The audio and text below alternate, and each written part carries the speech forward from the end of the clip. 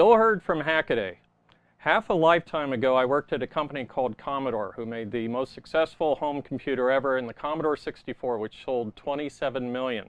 This is at a time when there's 200 million people in America, and so you can imagine how many households had one of these. And one of the reasons Commodore was as good as we were at what we did was we did our own chips, including some programmable logic. And we're going to show you some here in a second. Mainly, our competitors, Apple, were using our chips, our processor that we used, designed by Chuck Peddle, Bill Mensch, and his team. And for graphics, they used off-the-shelf chips. Atari was coming to MOS Technology, who we owned, for ROMs, and so we were at the top of the pyramid making the chips. So I was in the right place at the right time, and I designed the Commodore 128 as a follow-up. This thing's huge. It's a beast. Jerry Ellsworth gave me crap about this one day. But this was possible because of programmable logic and our own chips. So this is a Commodore-made 80-column chip. This is a Commodore-made 40-column chip. There's a processor we made. There's an MMU that I had made for this. And then there's a PLA. It's in a 48-pin package, the biggest package we made and the biggest package I'd ever seen till the 68,000 Hershey bar came out. That thing was huge. We used to land airplanes on it. So this particular programmable logic was called a PLA Gate. And I'd argue it was probably the earliest form of programmable logic. It had an and/or array. And what that meant was, let's see if we can get it up here. What that meant was we had every term here, we could pick between a negative or a positive version of that and put them down into an AND gate for this. Now, in real life, though, we had one of these. I'm not even going to point. We had one of these for each of the outputs. And now you start to see the size of this array here. It's huge, right? So that was designed into the Commodore 64, and it was a spin-off of the chip called the 82S100, which was made by Signetics.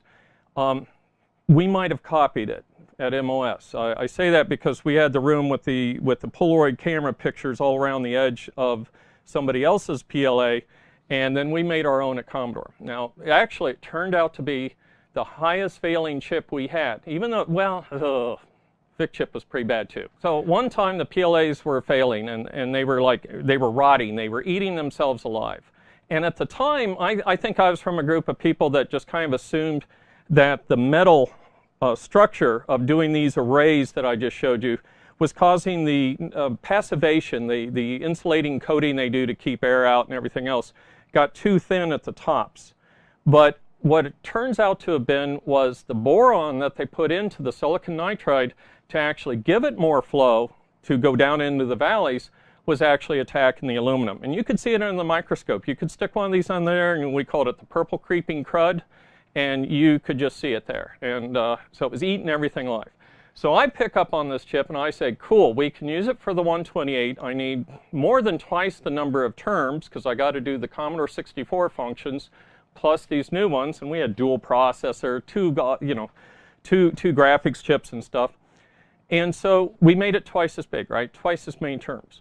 Well, in an array where you have twice the resistance from being twice as big and twice the capacitance from being twice as big, that's 4 times the load, the RC load that gets driven.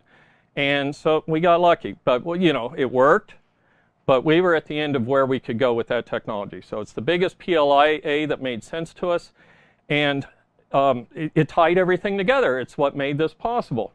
But now, this thing's a frickin' it's a contradiction. Right? I've got a PLA tying all this stuff together, but then I got these little gates all over the frickin' place, right? You'd say, Bill, why didn't you put those in a PLD? We had PLDs at the time. Let's see if I can pull one up here. This was a PLD, 16L8, 16V8, 22V10. These were the PLDs of the time. They're still an and/or array. We like to throw a flip-flop on the end, and feedback. So now we had the ability for state machines. And because they're way smaller, you can do something like a DRAM controller with this. And on the PLA, you can make chip select logic, lousy DRAM controller. This thing, DRAM controller, limited, 16, 18, 20, 22 pin chip, skinny dip. And so it was limited on where it could go, but these things had another reason I couldn't use them. That is that they were $4.50, if memory serves me. And if I put 2 of them in this thing, that'd be close to $10. We sold just under 6 million, so that's $60 million I would have spent if I had used PLD. So what we did is we gave up board space, and I probably have about $1.10 worth of jungle logic here. And actually what I had done was looked at what was in stock in Hong Kong and designed from stock. We had like 500,000 7406s in stock, that kind of thing. So this was the extent we could take the PLA. The PLA didn't yet have room in a mass production like we did. The Z8000 guys were starting to use it. And that takes us up to CPLDs and FPGAs. So we're going to talk about that briefly. As we grew out of the PLAs and PLDs, I remember this early 90s, we started working with company Xilinx. Here's a modern day Xilinx. This is an FPGA, and we're going to play with him later, not in this show. But they had all of 64 registers in them. They worked on a CGA monitor, which meant you had 4 colors to choose from, yellow, green, some other thing, CGA colors. And you had to go along and put little dots where you wanted the wires to connect. So you manually routed the inside of this thing. It was horrible. But we loved it. We could route without routing. We could fix problems after the board was made, and that's one of the hidden beauties of programmable logic.